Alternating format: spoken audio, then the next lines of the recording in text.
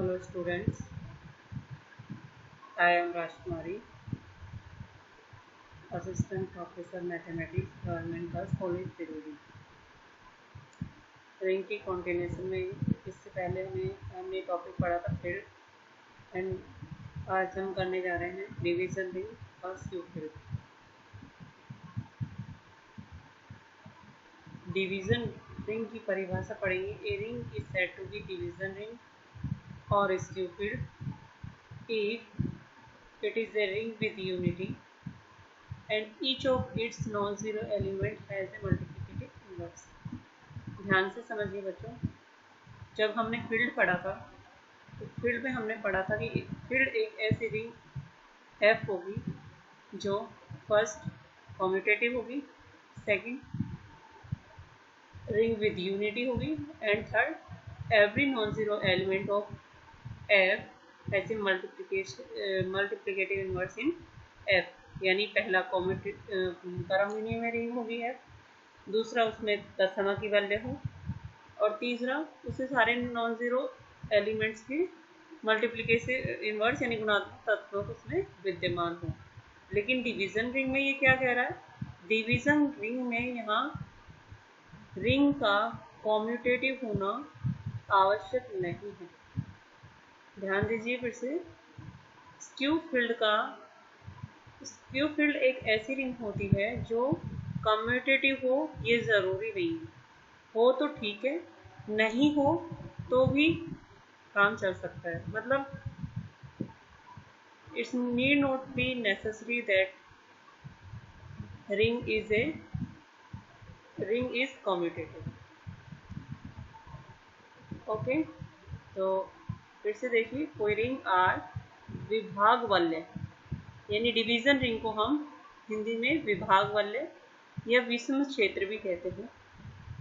विषम क्षेत्र कहलाएगा यदि वह एक तत्सम की वैल्यू हो एंड इसके प्रत्येक शून्येतर अवयव आर में गुणात्मक तत्सम विद्यमान है। ओके,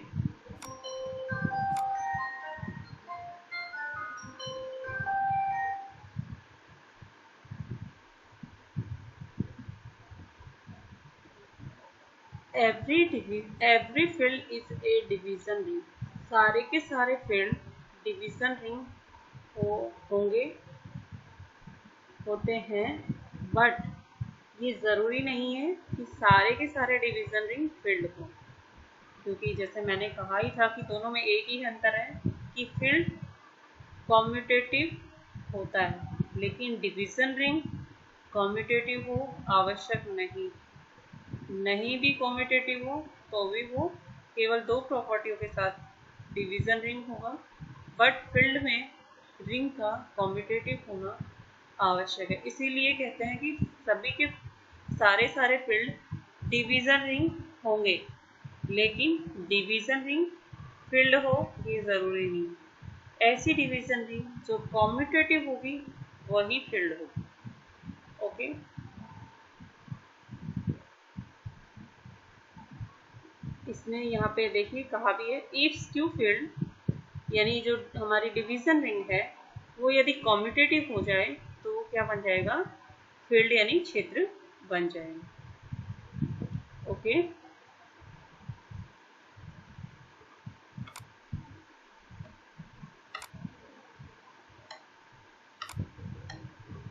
यहाँ पे देखिए बच्चों, थ्योरम है एक हमारी, हम थ्योरम पढ़ने जा रहे हैं। Every field is necessarily an integral domain but the converse is not true। सारे के सारे फील्ड आवश्यक रूप से इंटेग्रल डोमेन होंगे, बट सारे इंटेग्रल डोमेन फील्ड हो ये आवश्यक नहीं है। प्रत्येक फील्ड यानी क्षेत्र अनिवार्यतः डोमेन यानी पूर्णांकीय प्रांत होता है, परंतु इसका विलोम सदैव सत्य नहीं होता। इसका प्रूफ पढ़ लेते हैं बच्चों। माना कि हम मान के चलेंगे, फर्स्टली हमें क्या प्रूफ करना है? फील्ड मान के चलना है कि एफ कोई फील्ड है हमारा, और हम उस फील्ड को क्या प्रूफ करेंगे कि वो इंटेग्रल डोमेन होगा। जब हम थ्योरम्स को प्रूव करते हैं तो बेसिकली एक ही बात का ध्यान देते हैं कि हमें इंटीग्रल डोमेन, फील्ड, इस तरह की डेफिनेशंस दिमाग में याद रहनी चाहिए कि इंटीग्रल डोमेन क्या होगा, फील्ड क्या होगा, क्विकली दिमाग में ये चीज़ आनी चाहिए। तो देखिए यहाँ पे सबसे पहले हमने क्या माना है, एफ को फील्ड माना है। और जब हमने फील्ड मान ही लिया है तो फील्ड की डेफिनेशन पे जाते हैं। फील्ड क्या होता है? फील्ड क्या होता है बच्चों? फील्ड एक ऐसी रिंग होती है जो कॉम्यूटेटिव होगी, रिंग विद यूनिटी होगी, एंड थर्ड उसके सारे के सारे नॉन जीरो एलिमेंट्स का मल्टीप्लिकेटिव इनवर्स एग्जिस्ट होगा एफ में ही। यानी कि मैं हिंदी में कहूँ तो क्रम विनिमय होनी चाहिए एफ। सेकंड है उसमें तत्समक वल्य, यानी उसमें गुणात्मक तत्समक विद्यमान होना चाहिए। एंड थर्ड उसके सारे के सारे शून्येतर अवयवों का गुणात्मक प्रतिलोम विद्यमान होना चाहिए एफ में ही, तो वो हमारा फील्ड होगा। एंड क्योंकि हमें फील्ड को क्या प्रूव करना है, इंटीग्रल डोमेन, तो हम इंटीग्रल डोमेन की परिभाषा रिवीजन कर लेते हैं। इंटीग्रल डोमेन की परिभाषा क्या थी? इंटीग्रल डोमेन ऐसी रिंग होगी जो कम्यूटेटिव हो, यानी क्रम विनिमय हो। दूसरा तत्समकी हो, तत्समकी यानी उसमें मल्टीप्लिकेटिव आइडेंटिटी यानी गुणात्मक तत्समक विद्यमान हो। ये दोनों प्रॉपर्टी फील्ड की प्रॉपर्टी से मैच खाती है। थर्ड प्रॉपर्टी इंटीग्रल डोमेन की जो है वो है कि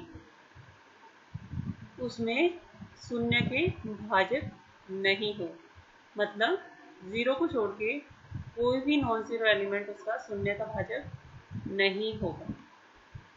ठीक है, तो थर्ड प्रॉपर्टी फील्ड से थोड़ी डिफरेंट है इंटीग्रल डोमेन में, तो यही प्रॉपर्टी हमें प्रूव करनी है। यदि फील्ड के एलिमेंट्स जीरो को छोड़कर सारे नॉन जीरो एलिमेंट्स फील्ड के वो शून्य के भाजक नहीं होंगे तो वो फील्ड हमारी इस प्रकार इंटीग्रल डोमेन बन जाएगी। अच्छा देखिए यहाँ पे फील्ड को पूर्णांकीय प्रांत यानी इंटीग्रल डोमेन सिद्ध करने के लिए हमें सिद्ध करना होगा कि इसमें शून्य के भाजक यानी जीरो डिवाइजर विद्यमान नहीं। अतः हम जीरो डिवाइजर को प्रूव करने के लिए, जीरो डिवाइजर नहीं होगा ये चीज प्रूव करने के लिए क्या लेंगे, दो एलिमेंट इस प्रकार फील्ड से लेंगे कि उन दोनों की मल्टीप्लिकेशन क्या आएगी मेरी, जीरो। यहाँ मैंने ए माना है, माना कि A B belongs to F ऐसे अवयव है कि मेरा ए नॉन जीरो है, बी का मुझे पता नहीं, and A into B is equal to zero. तो जब इस प्रकार से A B is equal to zero आ जाता है एंड ए और बी शून्य के भाजक नहीं होते, कब नहीं होते, जब या तो A B is equal to zero आए, इम्प्लाइज करना चाहिए या तो ए जीरो आएगा या बी जीरो आएगा। यहाँ पे हम मान के चल रहे ए तो जीरो है नहीं, तो हमारा क्या आना चाहिए लास्ट में आंसर, बी जीरो होना चाहिए। ओके देखिए, क्योंकि a is not equal to zero, ये मान के चल रहे a नॉन जीरो होगा, एंड a किसका एलिमेंट है, फील्ड का एलिमेंट है। और फील्ड की थर्ड प्रॉपर्टी कहती है कि उसके सारे एलिमेंटों के मल्टीप्लिकेटिव इनवर्स एग्जिस्ट करेंगे। तो a अगर f में मेरा बिलोंग करेगा तो a का इनवर्स प्रतिलोम, प्रतिलोम को कैसे लिखते हैं, a के ऊपर -1 इस प्रकार घात लिखते हैं, तो इसको बोलते हैं a का inverse. a inverse belongs to f। Okay अब देखिए यहाँ पे ये, यहाँ पे a inverse belongs to f and A B हम मान के चल रहे हैं इज इक्वल टू जीरो। तो यहाँ देखिए A B is equal to zero है। अब यहाँ पे लेफ्ट में यानी बाएं तरफ हम ए इनवर्स से मल्टीप्लाई करते एंड राइट में भी हम बाएं तरफ ए इनवर्स से मल्टीप्लाई करते, तो इक्वेशन पे कोई फर्क नहीं पड़ता। अब यहाँ देखेंगे ए इनवर्स इंटू ए क्या हो जाएगा, ई, या इसको कहते हैं 1 के इक्वल इसका आंसर आएगा, A inverse into A is equal to 1। तो यहाँ पे लेफ्ट में केवल b बचेगा और राइट में देखिए a inverse into zero is equal to zero हो जाएगा। यानी मेरा लास्ट में आंसर आएगा b इज इक्वल टू 0। अतः for a is not equal to 0 and ab is equal to 0 हमने क्या सिद्ध किया है, b इज इक्वल टू 0। तो ये हमारा यही इक्वेशन हमें सिद्ध करती है कि f में शून्य के भाजक विद्यमान नहीं है।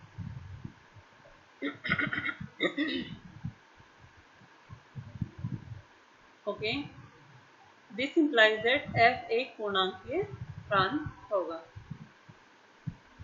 विलोमतः इसका विलोम सदैव सत्य नहीं होता, मतलब सभी पूर्णांकीय प्रांत फील्ड नहीं होते। ये इस चीज को सत्य करने के लिए, सिद्ध करने के लिए एक हम एग्जांपल ले रहे हैं, z प्लस मल्टीप्लिकेशन। ये एग्जांपल है सेट ऑफ इंटीजर्स की रिंग है, ये पूर्णांक की रिंग है। यहाँ पे देखिए z क्या है, सेट ऑफ इंटीजर्स यानी पूर्णांकों का समुच्चय। तो क्योंकि हम इससे पहले एग्जाम्पल भी हमने किया है, हमने देखा है कि z प्लस मल्टीप्लिकेशन ये जो रिंग है ये एक क्रम विनिमय रिंग है, कॉम्यूटेटिव रिंग है, तत्समकी रिंग है। इसमें 1 है जो वो मल्टीप्लिकेटिव आइडेंटिटी है, एंड इसमें कोई भी 0 को छोड़कर सारे नॉन जीरो एलिमेंट है वो शून्य के भाजक नहीं है। ओके, तो देखिए यहाँ पे शून्य के भाजक नहीं है। अब ये जो डेफिनेशन है इससे ये क्या सिद्ध होता है कि z प्लस मल्टीप्लिकेशन ये क्या है, एक इंटेग्रल डोमेन पूर्णांकीय प्रांत है। लेकिन z प्लस मल्टीप्लिकेशन जो ये रिंग है ये फील्ड नहीं है। नहीं है, क्यों नहीं है?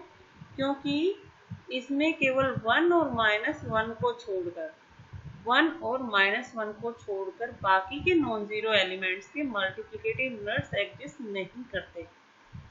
1 का मल्टीप्लिकेटिव इनवर्स खुद 1 ही होगा, 1 into 1 is equal to 1, and -1 का -1 खुद का खुद ही इनवर्स होगा, -1 इंटू -1 इज इक्वल टू 1।